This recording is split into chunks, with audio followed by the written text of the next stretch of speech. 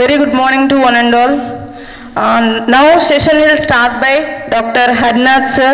Dr. C. Harnath sir is Associate Professor in Department of Industrial Pharmacy and Head of Pharmacy at Raipur, Andhra Pradesh, India, and he got received B.Pharm degree from JNTU Hyderabad in 2006 and M.Pharm from Annamalai University and PhD degree in Pharmaceutical Sciences from JNTU Anantapur, and he has 12 years of teaching and research experience. He has published 1 patent and 2 books. He has published 40 papers in reputed national and international journals. He is also a reviewer for national journals. His research interest is towards gastroretentive drug delivery system for various alignments and also nanoparticulate drug delivery systems.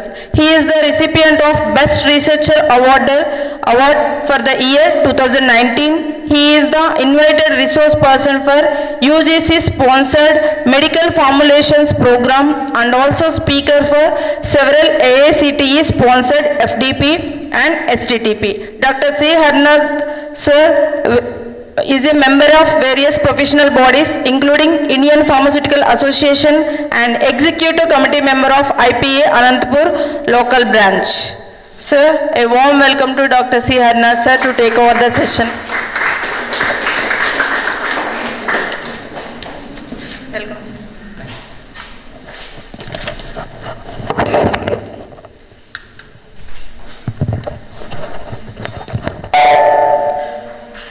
Welcome to the AST sponsored short-term training program on this 3rd day. So today I am here to deliver a talk on SUPAC guidelines. Here SUPAC full form means scale up and post approval changes. So as a part of registration of drug product through the proper channel to the FDA, so where the applicants need to file applications, either it may be in the form of NDA or ANDA or AADA. Suppose once the product has been manufactured and entered into the market and the manufacturer intended to do some kind of changes, in such case what to do, where he need to approach, what kind of filings need to be done, and what are the documents to be supported.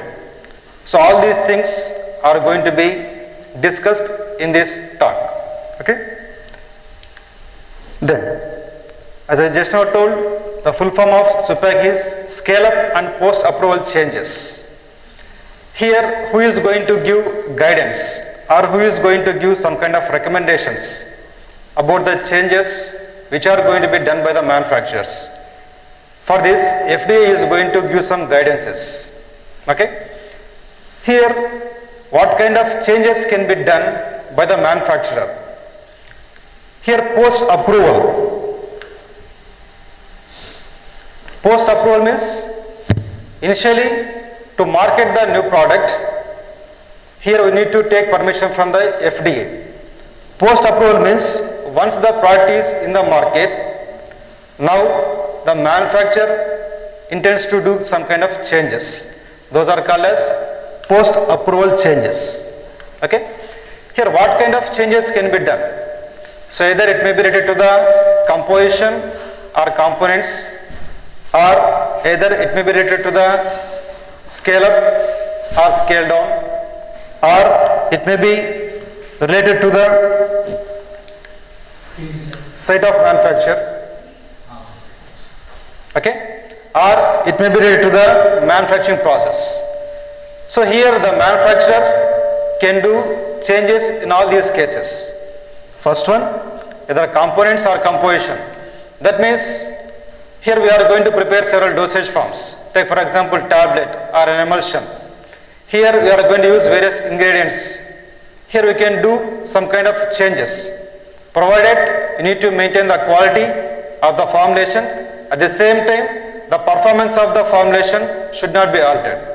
So likewise, we can do these changes with respect to the manufacturing site. That means changing the area of manufacturing from one place to the other place. And third one, scale up or scale down. Scale up means increasing the batch size. Scale down means decreasing the batch size. And next, with respect to the manufacturing, here it involves with two components.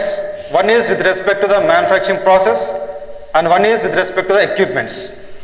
Either if you are going to alter the equipment or if you are going to alter the process, how it is going to influence on the quality and performance of the product.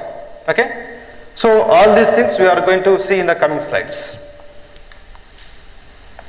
And so what this FDA is going to give in the form of guidelines to the sponsor or applicant. Okay. So what are the changes he needs to do? Here it is going to tell you about the level of changes, first one. And second one, after doing some necessary changes, what about the chemistry of the drug utilized in the formulation, and what about the manufacturing process involved, and what are the control tests we are going to implement as a part of evaluating the quality of the product. And next, as a part of evaluation, we need to focus upon the neutral dissolution test and as well as the in vivo bioequivalence test.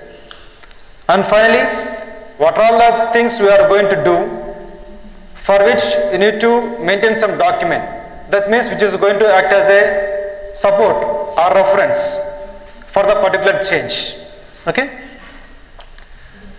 Next, what are the levels and how many stages they are?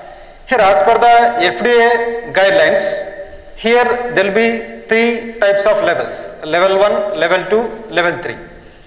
Suppose if it is a level 1 change, here how it is going to show its impact. Okay.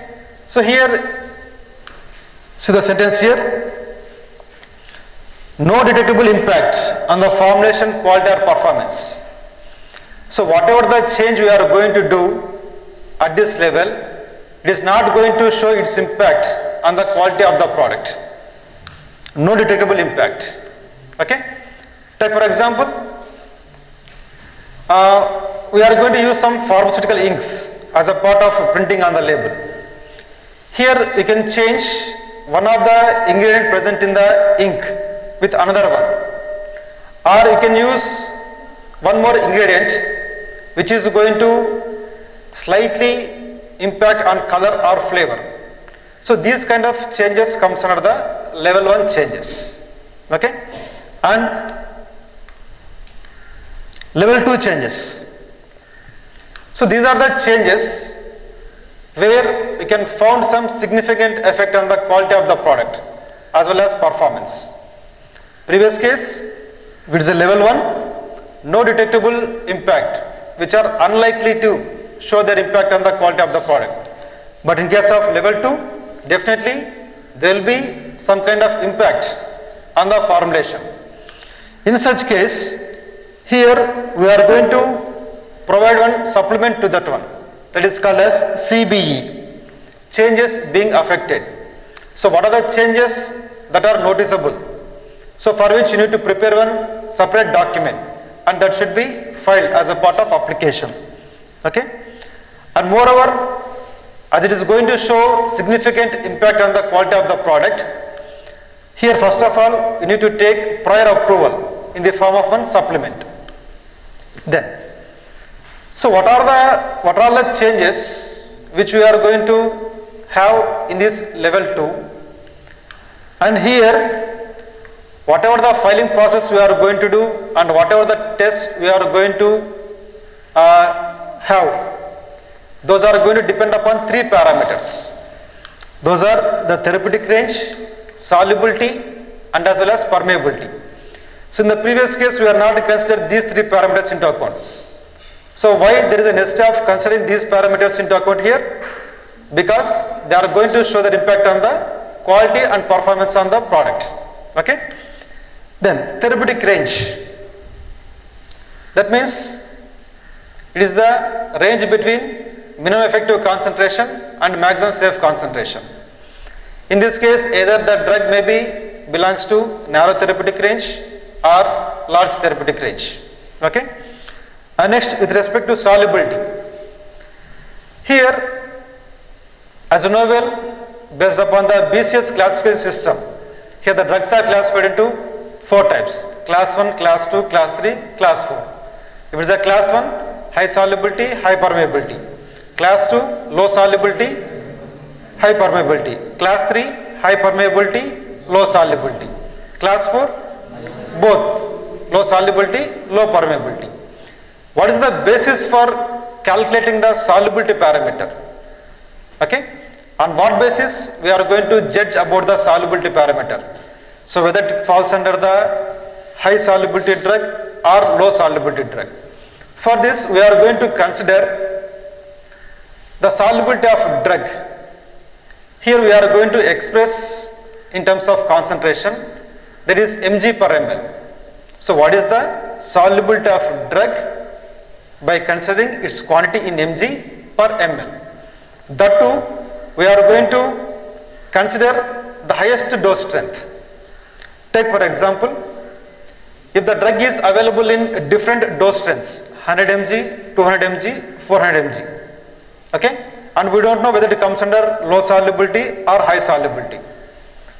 In order to tell the exact solubility profile of the drug, here we need to consider dose solubility volume ratio, dose by solubility volume. If this dose solubility volume is less than or equal to 250 ml, then it can be considered as high solubility drug. If it is more than 250 ml, then it can be considered as low solubility drug. Okay. So what are the points here to be remembered? Here we need to consider the solubility calculation based upon mg per ml into account, at the same time by considering the highest dose strength. As I quote an example now, 100 mg, 200 mg and 400 mg for a particular drug. What is the highest dose strength here? 400 mg. Now we consider the solubility 1 mg per ml for the drug. Dose solubility volume, dose is 400 mg, solubility volume is 1 mg per ml. 400 divided by 1 mg per ml. What is the resultant? 400 mg divided by 1 mg per ml. mg get cancelled. 400 ml. Now tell me whether it comes under high solubility drug or low solubility drug. Low solubility. Why? Because the value what we got is more than 250 ml. So likewise we can classify the drugs here. Okay. The next, with respect to the level 3.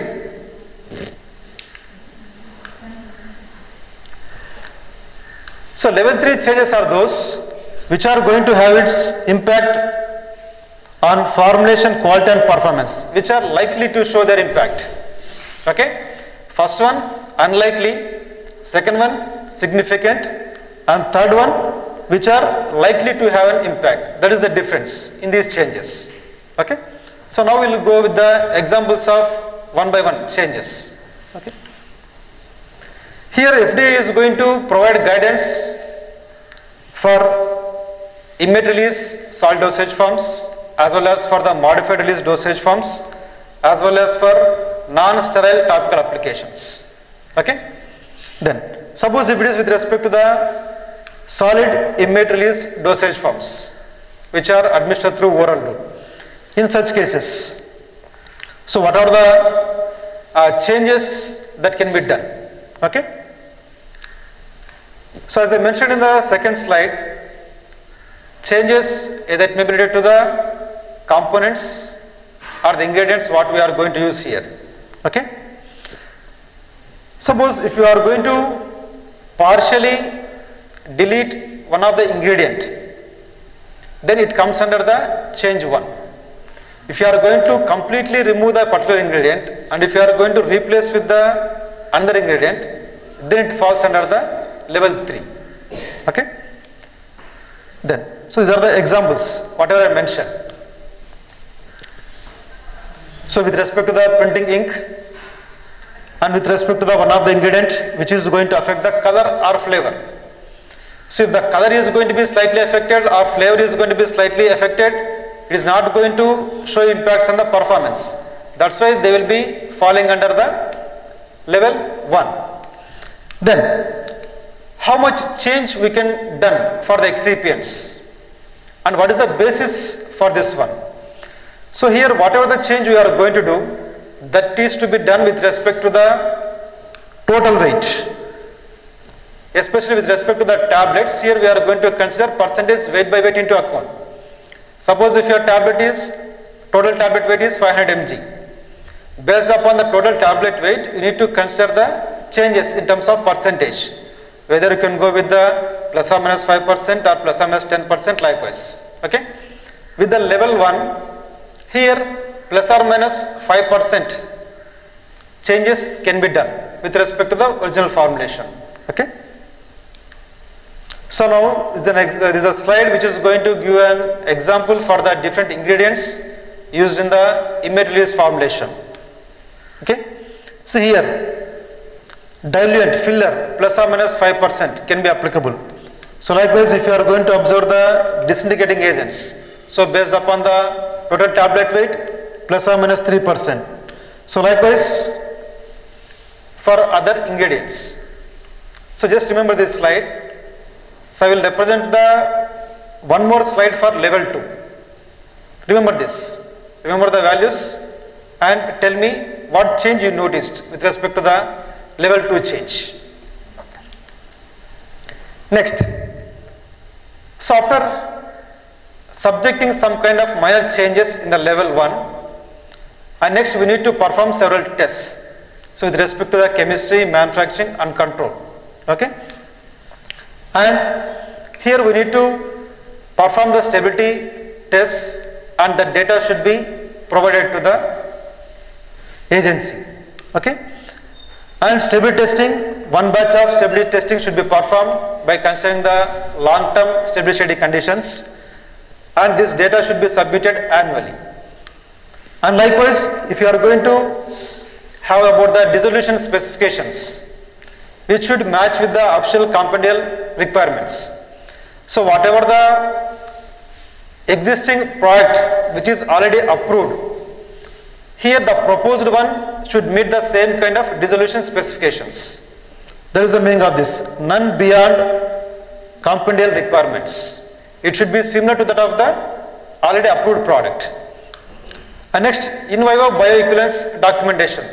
That means where we are going to perform the study by consider human volunteers, by following a suitable protocol. And finally, we are going to estimate the defined pharmacokinetic parameters. That means Cmax, Tmax, AUC, everything. Especially in these bioequivalence studies, where we are going to assess the rate and extent of absorption. Okay? If it is an in vitro dissolution profile, we are going to compare the approved drug product with the proposed one by considering similarity factor into account, for which we are going to use one formula. Similarity factor, we are going to use F2, that is 50 log 1 plus 1 by n RT minus TT whole square to the power minus 0.5. One formula will be there. Okay? So where we are going to substitute the particular dissolved time points in the formula, and finally we are going to assess the similarity factor. If this value is in between 52 to 100, 50 to 100, then you can say the proposed product is similar to that of the approved one. So likewise, you need to provide the details, and that should be added in the document. Okay. Then, so as a part of documentation, where you need to submit the annual report, okay, including the stability data along with all the previous tests. Then next, moving to the level 2 changes. So in the level 1, what we did, partial deletion, either it may be with respect to the ink, what we are going to use, or which is going to slightly affect the color or flavor. The second case, changing the technical grade of the excipient. So generally, you might have heard the excipient microcrystalline cellulose. The trade name for this one is Avicel, which is available in different technical grades. So once if you are going to change the technical grade, So which is going to show its impact on the performance or the quality. So here Avicel pH 1022, Avicel pH 200. So if it is 200 pH 200, where you are going to observe large particle size of this microcrystalline cellulose. So which is going to have some functionality on the performance of the product. Okay, with some technical grade it is available in the fine form, with some technical grade it is available in the granular form, likewise. So in such case, whenever you are going to notice this kind of changes with respect to the particular change in the technical grade, so it falls under the level 2. Then whatever the change you are going to do in terms of percentage, how it should be? It should not be more than twice the change what you performed in case of level 1 change. Okay, so I will show the slide. If you remember, in case filler where you observe plus or minus 5%, now it is 10. It doesn't cross it beyond that one, just it is twice that of the level 1 change. Likewise, if you take the starch where plus or minus 3, and others you find plus or minus 1. Okay. So likewise, similarly with the other ingredients also. So here also, for whatever the change you are going to do, so it remains same. The test documentation, okay, and especially in case of this level 2 change, we need to focus more on the dissolution parameter. Okay, suppose if it is a case A, that means if it is a high solubility and high permeability drug, in such case here we are going to consider only one dissolution time point. What is the meaning of one dissolution time point? Considering a particular time interval, and we are going to assess how much percentage of the drug dissolved. Here what is the condition? 85% of the drug should be dissolved in 15 minutes. That is called as one time dissolution time point. So where we are going to use the particular media, that means here we are going to use 0.1 HCl. Suppose if the drug fails to meet this condition at a particular time point, then we have to go for the either case B or case C. So I already informed, if it is a level 2 change, where we need to consider 3 parameters into account. Okay, either therapeutic range or solubility and permeability. So that's why we need to focus more if it is a level 2 change. Then suppose if it is a level B, here we are going to have this multi dissolution time points. So where we are going to withdraw the sample at particular time intervals and we are going to assess. And finally, our proposed product should be similar to that of the already approved one. So likewise, if it is a case C, okay, so in such case we need to perform the dissolution study by using different media. Here we have water, HCl and pH 4.5, 6.5 and 7.5. Totally how many media are present here? Totally 5. Water, 0.1 HCl and these 3 different pH. Okay. So likewise you need to proceed in case if it is a case. And finally, as a part of filing documentation, here we need to take prior approval and we need to submit the data. Then next, level 3 change. Here, whatever the change we are going to do for a particular excipient, either it may be related to the quantitative or qualitative, okay, whatever it may be. So which is going to show its impact on the quality and as well as the performance of the drug product, especially for the narrow therapeutic range drugs. So now we have a drug which is having narrow therapeutic range. Okay, so those who studied biopharmaceutics, they will be having clear idea about this. Okay, after plotting a graph between time versus plasma concentration time profile, where we are going to have the particular therapeutic range, if it is very narrow enough, okay, for the drugs, whatever the changes we are going to do, it should not be beyond the changes what we proposed in the level 1. Okay? And similarly, one more example for this level 3 is all drugs which does not meet the dissolution criteria under level 2. Just now we saw that slide. Okay?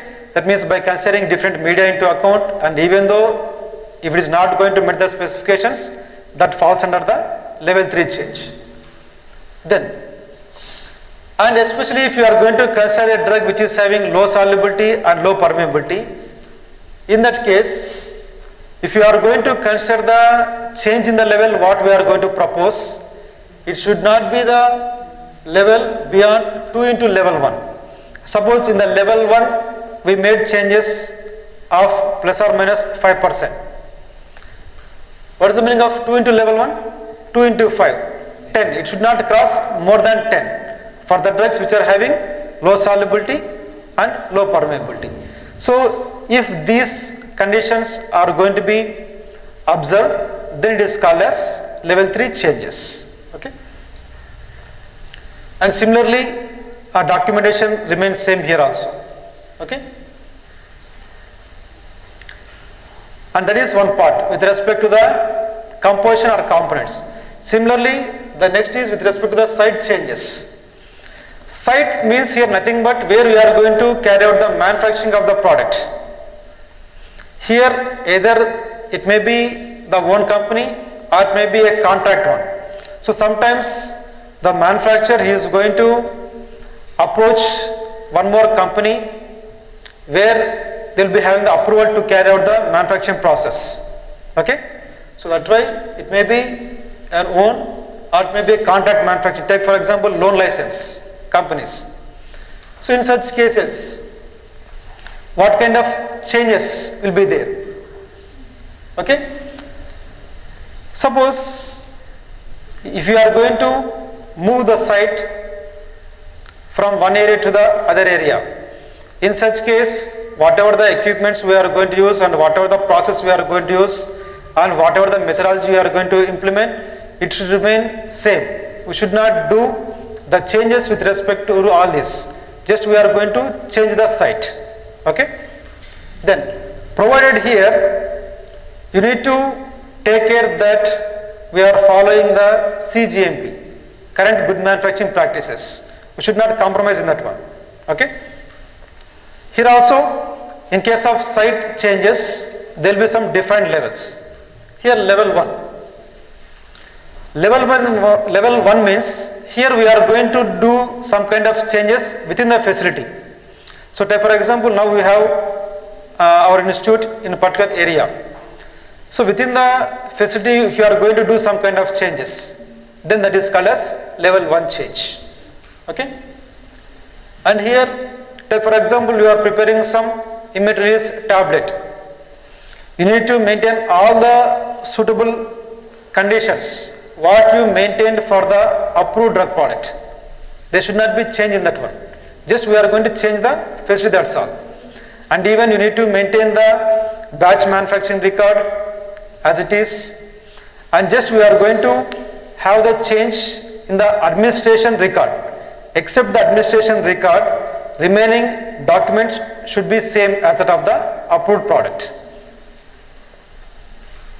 And with respect to documentation, what are the things we discussed, it remains same here also. And next, if it is a level 2 change, here changes within contiguous campus. So take for example, campus means take for example we have 12-acre campus. He will be having one block, next another block will be there. So here if you are going to do the changes in the adjacent block, that is called as level 2 change. Okay? So here also we need to maintain all the conditions as that of the approved product. And here the main important thing is location of new site and updated batch records. That means what is the change you performed to the adjacent block, that is to be clearly specified here. and remaining things will be same. Here we have, as a part of filing documentation, changes being effected supplement. Suppose you notice that a particular change will be there. Once there is a change in the adjacent block, that should be clearly documented. Those are called as changes being effected. That should be provided in one supplement form. Then next, level 3. That means changing the site from one campus to the other campus. So take for example, now we have manufacturing industry at one particular area. Now you want to shift it to other area which is some 10 kilometers or 15 kilometers away. In such case, change, we can call it as a level 3 change, completely changing. Level 1 means with respect to site within the campus. Site 2 means changing in the adjacent blocks. Change 3 means completely changing from one campus to the other campus. So if this is the case, here location of new site and updated batch record. As we are moving from original campus to the another campus, definitely we need to have the thorough record of all the documentation part. Then next, as a part of stability information, we need to have this significant body of data available. Significant body of data means here it is with respect to the information regarding the stability. Suppose if it is a commercial product, so where we can have the data existing for a period of 5 years. Okay, if it is a new molecular entity, or if it is a new dosage form, we can have the data for up to a period of 3 years. Okay. Then as well as with respect to the bioequivalence, what are the points we discussed, it remains same here also, and as well as the documentations to be submitted. The next one is changes in batch size. As I told, scale up means increasing the batch size, scale down means decreasing the batch size. So here also we will be having some levels. Here change in batch size up to or including a factor of 10 times. That means up to a factor of 10 times. Take for example, you prepared 1000 tablets in a batch. What is the meaning of factor of 10 times here? 10,000. It may be equal to 10,000 or it may be exactly up to 10,000. In such case, it is called as level 1 change here. Okay. Then if it is a level 2 change, beyond a factor of 10 times, if your batch size is 10,000 and if you are going to have the batch size more than 10,000, then it comes under the level 2 change. Okay. So what is meant by pilot batch, pilot plant, pilot batch? So before moving for the commercial scale production, so first we are going to perform the study by using the suitable amount of the ingredients and the equipments which resembles in case of the commercial scale production. Here the size of the equipment may vary, but whatever the methodology and the principles we are going to apply, it will be validated previously. So that is called as pilot plant batch. Okay. And next, with respect to the manufacturing, fourth one. Here manufacturing, which includes the equipment as well as process. Sometimes if you are going to change the equipment, it may show its influence on the performance, and even if you are going to change the methodology also. Take for example, now we are using wet granulation method and you went for direct compression method, or you are using direct compression earlier or changing the process to wet granulation. Okay, how it is going to show its impact on the performance of the product. And suppose with respect to equipment, if it is a level 1 change, now changing the equipment from the non-automatic to the automatic. So I will give one example for this. Here, to compress the granules in the form of tablets, either you can use the manual punching machine or automatic compression machine. Now single punch machine which is manually operated. Now the rotary compression machine which is fully automated, changing from non-automatic to the automatic or non-mechanical to the mechanical. Okay. Then next level 2, change in equipment to different design or different operating principles. That means, take for example, you have coating pan without baffles inside. Now we are providing baffles to the inner walls of the coating pan. That means we are changing the design. That is the example for the level 2 change. And next, with respect to the process, if it is a level 1 change, here we are going to change the processing times. Take for example, mixing is one of the unit operation, or blending one of the unit operation, drying one of the unit operation. So now here we are going to change the mixing time or any other process time within the application ranges or validation ranges. Here, before going for registration of the product, we are going to specify all the validation ranges within which we need to operate the equipment. So whatever the change we are going to do, if it is within the validation ranges, then it is called as level 1 change with respect to process. And suppose if it is a level 2 change, here also we are going to do the changes, but it will be beyond the validation ranges. Okay, that is the difference. And here also we need to perform all the necessary tests. Okay, and if it is a level 3 change, changing the process, as I mentioned earlier, changing the granulation methodology, either from wet granulation to the dry granulation or dye to direct compression likewise.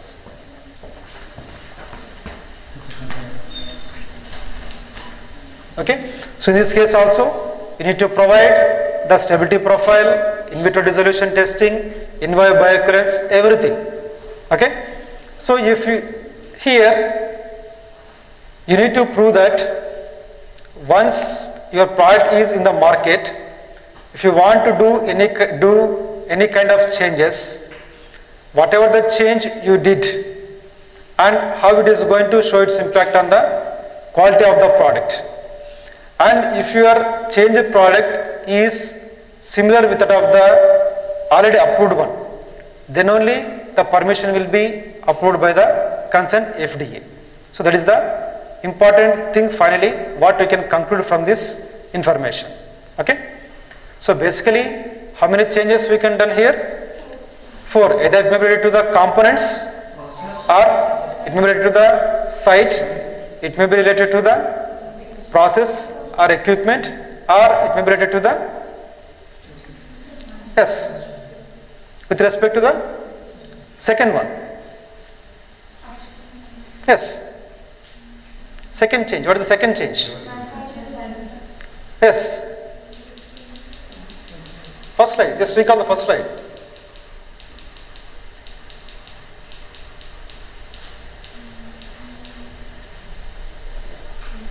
Got it?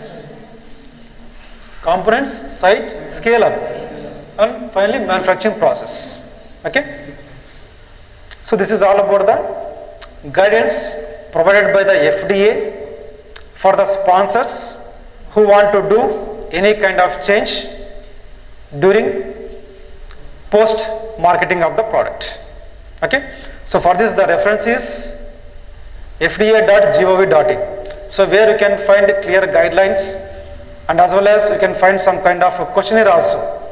Okay, so many sponsors they will be getting different questions. So if you are going to do this kind of change, whether it falls under level 1 change or level 2 change, so like that some question is also there. So just go through the website of fda.gov.in, so where you will be getting the clear idea. So especially, so this as a part of regulatory guidelines, so this is very much helpful. Okay, so even to face interviews or for your career also, so this guidance is very much helpful. Okay, so my request is all of you just log on to the website and go through all the guidelines. Okay, similarly for the modified release dosage forms also. Okay, So for each and every change, they will be provided guidelines and what are the supporting document which is to be maintained. Okay. So it's all about the SUPAC guidelines.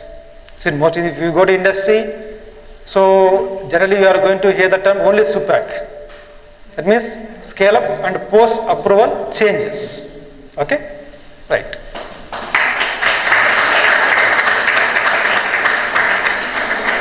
So if you have any doubts in this, you can ask me.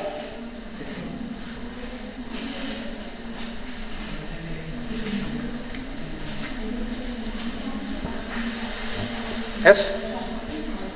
Right. Thank you.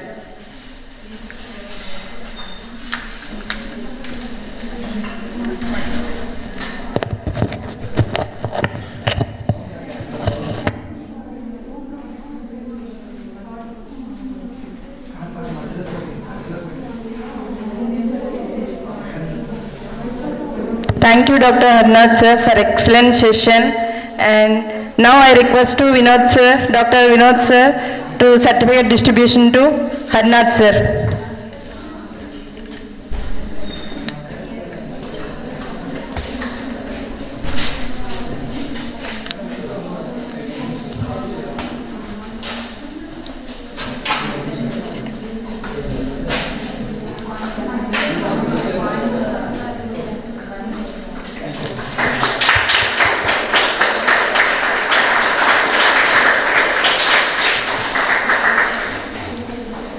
Thank you, sir.